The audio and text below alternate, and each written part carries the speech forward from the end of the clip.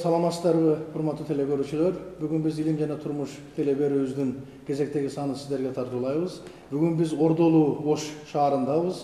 Ош шаарындагы атактуу Ош мамлекеттик университетинин мынакей Конфуций институтунда отурабыз.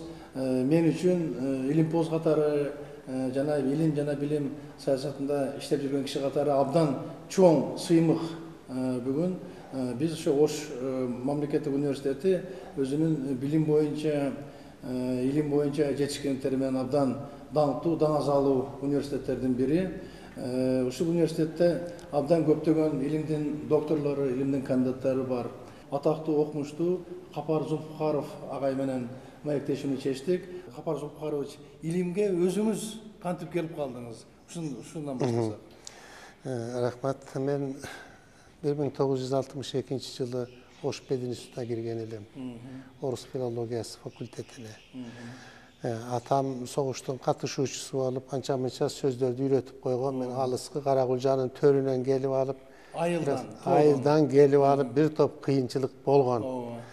Анан эмнегедир мени анча-мынча мугалимдерибиз байкап калды, мага кичине багыт бере башташты. Юлия Ивановна Чернова, студенттик Юлия Ивановна Чернышова деген, Равиль Хасанович Муратов, Ирина Павловна Карасева дегендер тема берип, курстук иш берип, анда дипломдук иш жазылбайт эле. Ошо баштап жүрдүк. Анан Карамзиндин юбилейи болуп калып, ошо Ирина Павловна өзү эле келип тема берди, сен доклад жазасың деп. Анан мен Ошондо канчанчы курста элеңиз? Анда 4-чү курста элем. Чоң доклад жазып койдум. Ошондо Карамзиндин фамилиясын, этимологиясын бир топ чечмелеп бердим эле. Ошол өтө жагып калды да. Карамырза деген татар князинин тукумунан болот экен. Анан кыскартып, орус редукцияланып, анан Карамзин болуп калыптыр. Ошо тууралуу айтканым, анан орус князьдарынын көпчүлүгү түрк кандуу болгондугу тууралуу да маалыматтарды жазып койсом, ушу Ирина Павловнага жакты дейм. Ошол өнүктүрүүнү сунуш кылды. Кийин ошо курстук иш кылып жаздым.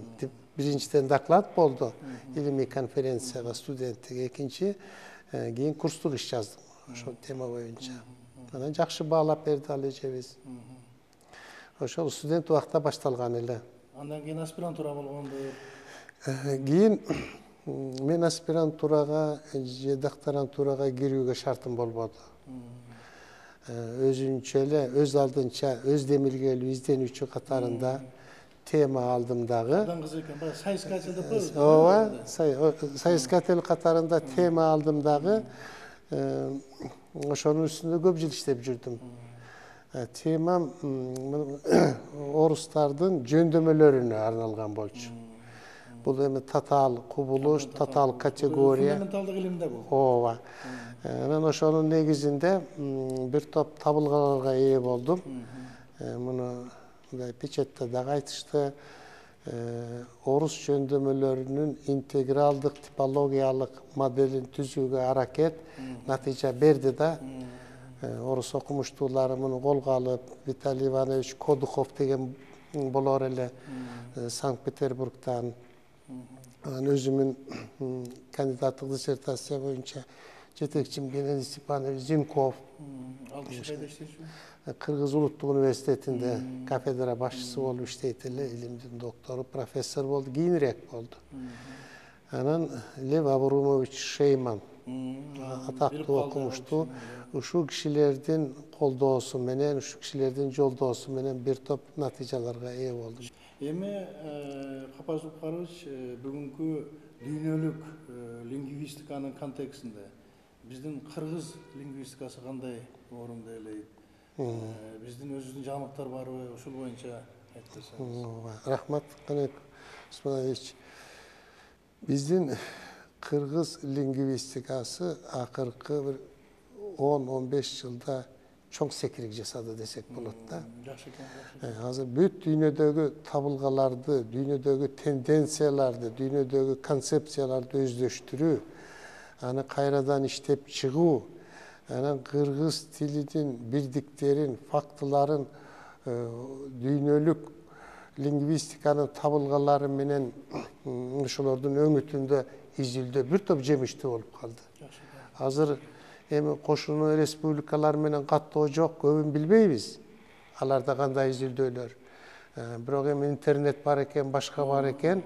Салыштырып көргөндө кыргыз лингвистикасында өтө орчундуу маселелер көтөрүлүп, чечилип, иштелинип, чыгылып, анан практикада колдонулуп жатканы мындай сыймыктанууну дагы сүйүнүчтү да туудурат десек болот. Абдан жакшы экен.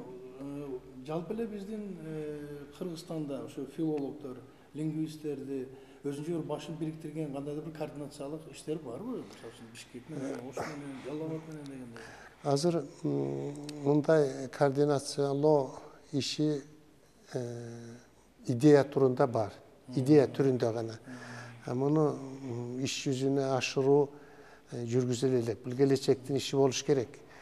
Анан азыр өзүңүз билесиз, Илимдер Академиясында да бир аз жандануу болуп атат. Тил жана Адабият институтунда да бир топ жаңылыктар, жаңы адамдар келишти, аракеттер бар. Анан баарын кошуп туруп, ошо координациялык кеңеш уюштурган, бирок тематикасы түшүнүктүү өтө ар түрдүү, ар багытта аткарылып жатат. Биздин эрага чейин эле көтөрүлгөн дагы ошондо тилдик элементтерди 8ге бөлгөн. Сүйлөм азыркы, айтым дегенде мурункусу эле казус деп берген да. Казус дегени ал грекчеден которгондо бул жыгылуу, ооп түшүү деген экен. Мен ошо чоң монографиям бар эле, ошонун 2 бөлүгүн түздөн түз ошого тиешелүүлүгүн бөлүп алдым дагы, тиешелүү бөлүгүн. Введение в русскую казусологию деп жазып койдум эле.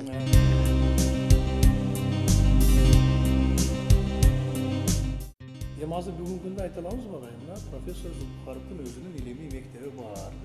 Ошол илимий мектеп шакирттериңиз жөнүндө айтып берсеңиз. Эми мектеп деген мен үчүн бир топ чоң түшүнүк катары. Аны эл кабыл алып ошентип. Анан бирок коллегалар анча-мынча адистер айткан учуру болуп жатат.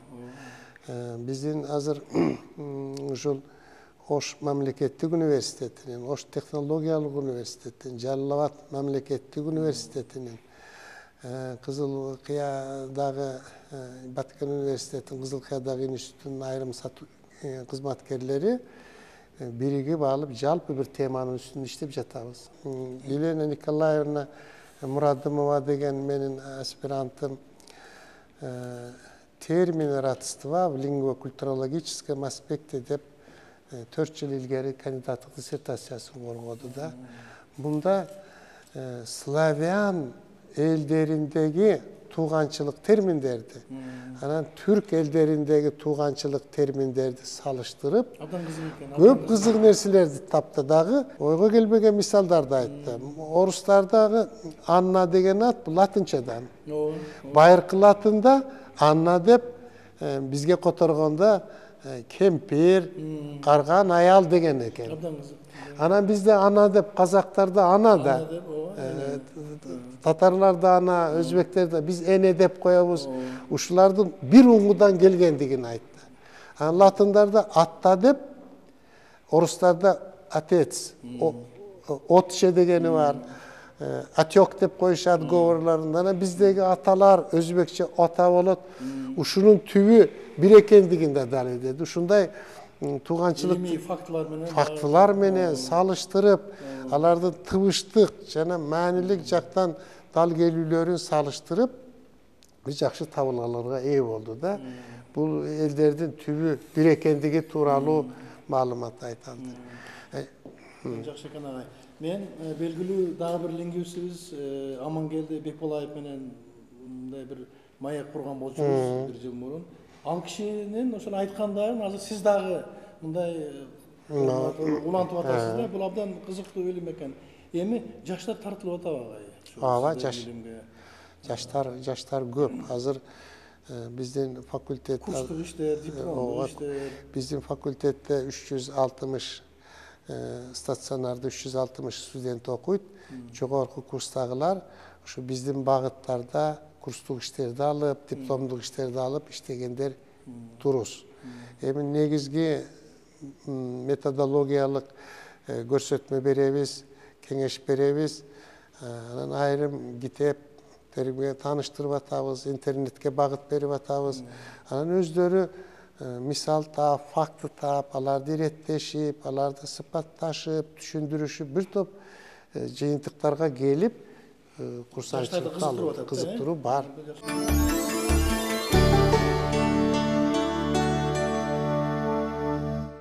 Мынакей Конфуций институты бир эле жакшы иштерди жасап атыптыр. Эми ушул багытта илимий иштерди жүргүзүү перспективалары кандай? Кынай Усманович bir жакшы маселени көтөрүп жатасыз. Эми Кытайдын экспансиясы дейбизби, буга Кыргыз улутунун өкүлдөрү эки анжымам эле да. Biz anın mınday oң tarafın görgöndükten koldoğu alıp жатабыз. Emi tildik jaktan, madaniyat jaktan alganda Kıtay çoğun Kıtay eli menen şu bizdin ellerden dağı tildik faktılar şunu görgüzet. En törkünü tübü bir dep aytууга da hiç bolbogондо bir en jakın kontaktlar, özara karım katışlar bolgonduguna tiyişeli öte köp faktılar var da. Abdan kızı eкен. Öte köp faktılar var. Alarda mınday kabul aldık dep aytууга деле болбойт. Törkününe barganda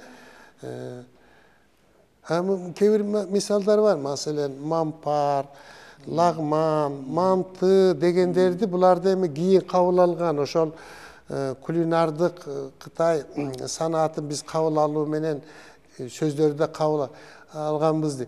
Bирок ушундай сөздөр бар. Бул элдердин төркүнүндөгү bir түбүндөгү bir байланыштар тууралуу кабар берген сөздөр бар да. Эми мына биздикилер теңир тууралуу сөз айтышат. Теңирчилик деген bir концепция пайда болуп калды. Дин катары кабыл алган. Ислам динine альтернативага аракет кылып атышат. Бирок ушу теңирчилик ушу чыгышта пайда болгон. Анан бул эми эки бөлүктөн турат да тилдик жагы. Тең бизче тең, башкалар таң деп да айтат. Таң кирдешет. Таң дегени Таң байыркы Кытай тилинде бул асман да. Этимологиясы ошондой. Этимологиясы асман, таң. Тяньшан дегендер. Анан кийин байыркы азыркы Кытай тилинде ыр жок, бирок байыркы Кытай тилинде эр бар. Эр деген бул биздеги эле маани да. Эркек, батыр, тайманбаз, кыйын, чыган. Буларды Европадан да чыгат. Ошол Amangелді Абджапарович кебир ушу эр тууралуу да айтат. Ооба айткан. Эр. Немис тилиндеги жана эр деген он мужской роддогу да ушулар менен тектеш болуу керек дейт. Анан ушу тең эр дегенде асмандын ээси, биздин азыр түшүнүктүү асмандын ээси, бийиктиктин ээси дегендей мааниде да. Бул ошо байыркы Кытайларга барып, мүмкүн Кытайдын таасири менен биз алгандырбыз. Ушундай фактылар, ошону таң атты дегенimiz таңы деле ошол. Анан орустарда, мына орустарды бүт Европа тилде ден деген сөздү дагы ушуга байланыштырышат. Ушундай да идеялар бар, Каник Осмонович. Анан биздеги мына нан, чын деген бул түрк элдеринен ошолордон келген. Цын дегендики. Чайпайлар ал кийин, аларды кабыл алганбыз кийин. Анан ушу төркүнүнө барат. Маселен чүй дегенде Кытайча. Суу. Мына мончону эми кабыл алганбыз. Мончо эми кыргыздын маданиятына мындай кыйыр тиешелүү болгондуктан бизге караганда бир топ өнүккөн элдердин материалдык маданияты катарында мончо ошо буулуу суу дегенде эле которулат экен да. Ушундай бул кийин кабыл алынган. Анан мындай түбүнө кылганда terеңine үңүлгөндө көп биздеги сөздөр Кытайлар менен жалпы чыгып калып атат. Демек, ошол Кытай филологтору менен, Кытай лингвисттери менен ушул эле Ош мамлекеттик университетинин Конфуций борбору аркылуу чогуу баягындай илимий иштерди жүргүзүүгө толук мындай бир келечек перспектива бар экен да. Бар. Ошол байланыштар, айрыкча жаштарды тартуу боюнча биз кийинки жылдарда ушундай саясат жүргүзүп атабыз. Мынакей жогорку кеңеш дагы, өкмөт дагы баардык биздин мамилелерибиз Кытай Эл Республикасы менен болобу, Түркия менен болобу, Россия менен болобу, ушу илимий негизде болсо деп айтып атабыз да. Сүйүнбек Ибрагимовичтин жетекчилиги менен ошол Кытай маданиятынын, Кытай тилинин кыргыз маданиятына жана тилине таасири тийгизген таасири тууралуу анча материалдарды изилдей баштады бул. Анан Конфуций боюнча биздин да бир Жалал-Абад университетинде улуг окутуучу бар, Айчиева Дилара деген. Ал Конфуцийдин учкул сөздөрүн орус тилинде которгон бүт варианттарын тапты. Ар бири 10-дон 13 вариантка чейин которулган экен. Анан кыргыз тилине Бермет Акаева да которгон экен. Аны таап, анан газетада чыккан жекече котормолор менен салыштырып олтуруп, анан биздин кыргыздын бизге тектеш өзбек, казак элдериндеги учкул сөздөр менен жалпылыгын тапты да. Анан котормолорун салыштырып да бир топ орчундуу жыйынтыктарга келгени кызык болду. Агай дагы ошол сиздин өзүңүздүн илим боюнча дагы кандай мындай өзүңүздүн айта турган сөздөрүңүз бар? Мен аспирантымын иши тууралуу айтайын. Бул тема мурда СССР убагында ал тема мындай тыюу салынган темалардан эле. Ал орус тил окутуучусу теологические концепты в провербиальной языковой картине мира деп коргогон. Былтыр 28 апрелде коргоду эле, кандидаттык диссертациясы алды. Бул уже биздин аң сезимибиздеги Кудай түшүнүгүнүн орду, анын тилде берилиши, анан көп фактылар бүт элдердин тегиндеги жакындык тууралуу сөз кетип атат да. Англис тилинде Кудайды кут дешет экен. Бизде кыргыздарда кут деген сөз бар. Юдакиндин сөздүгүн карасак, кут байыркы кыргыздарда архаизм деп эскирген сөз. Байыркы кыргыздар коргошундан же анан олова калайдан куюлган курчактын сүлпөтү, ага кыргыздар кызыл же көк көйнөк кийгизип туруп, боз үйдүн оң капчысына коюп, ошого табынышчу деп турат Юдакинде. Ал кут, анан гутка окшош да. Анан бизде Кудай деген сөз бар. Кудай байыркы парстардык экен. Пехлевилердин учурунда, Пехлеви тилинде Кудак дегени Бог, божество экен да. Ушуларды мына тыбыштык жактан эле окшош болуп турат. Анан бул менталдык жактан, мазмун, семантика жагынан алганда Кудайга табынуучулардын көз караштарын салыштырып көргөндө өтө кызык нерселер чыгып атат да. Ошол кызыбыз жана Теңирди да башкаларын да салыштырып көргөн. Анан орустардын Бог байыркы санскриттерде, байыркы ирандардын тилинде Бог дегени бул байлык, бакыт экен. Анан славян тилдеринде эми богатый деген да бар да. Анан кийин Бог.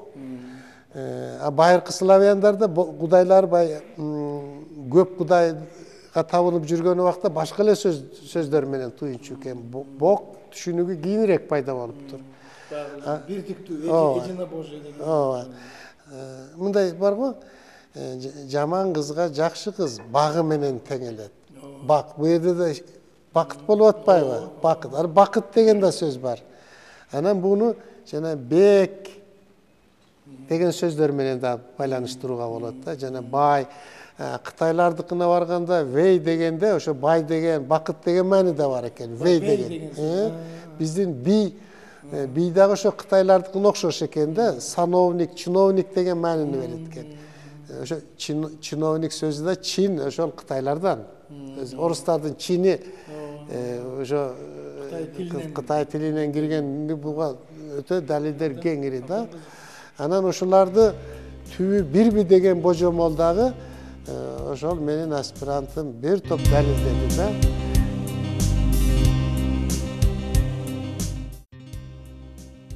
Көп элдер, көп майда этностор өтө чоң коркунучтун алдында турушат.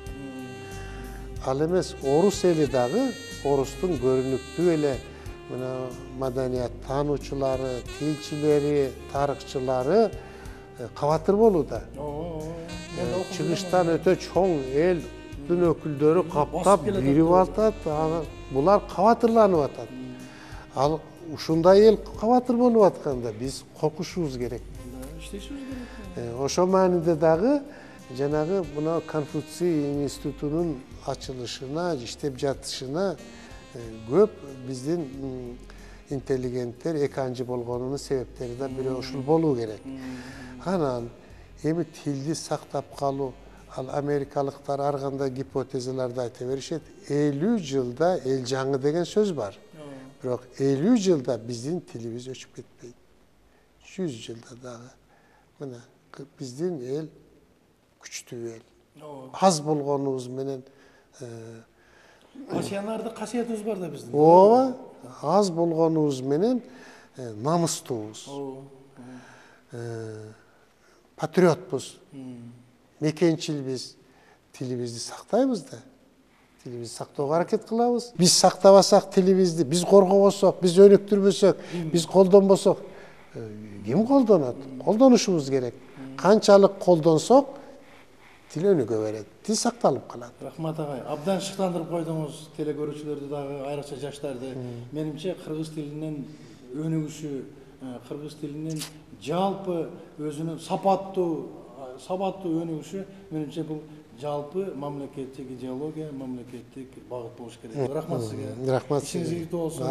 Дайыма ийгиликтер болсун. Сиздин интервью кубанып жүрөбүз. Рахмат. Урматтуу теле көрүүчүлөр, биз бүгүн абдан кызыктуу кыргыз филологиясы, жалпы лингвистиканын проблемалары боюнча Кыргызстандагы көрүнүктүү илимпоз, филология илимдеринин доктору, профессор Капар Зулпукаров агай менен маек курдук. Ушуну менен урматтуу теле көрүүчүлөр, Им жана турмуш теле берүүбүздүн кезектеги санын аяктадык. Эфирден жолукканча саламатта болуңуздар.